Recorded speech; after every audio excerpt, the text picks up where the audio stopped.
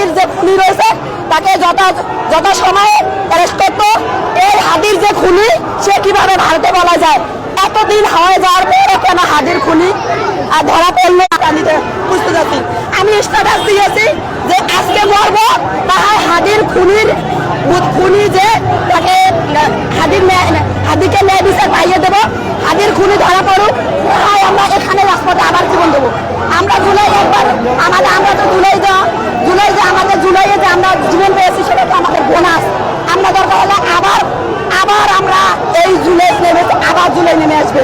এই উপদেষ্টাদের একজন আমরা এই উপদেষ্টাদের এই বেইমান উপদেষ্টাদের এই উপদেষ্টা পিএসরা যে দুর্নীতি করেছে সেটা তদন্ত হয়েছে। এই উপদেষ্টা পিএসরা যে দুর্নীতি করেছে আপনারা তদন্ত হয়েছে। এই উপদেষ্টারা আমাদের রক্তের উপর বসে আছে। এই উপদেষ্টাদের পদত্যাগ চাই, গান্ধীর পদত্যাগ চাই, নাসির নজরুলের পদত্যাগ চাই। আমরা এই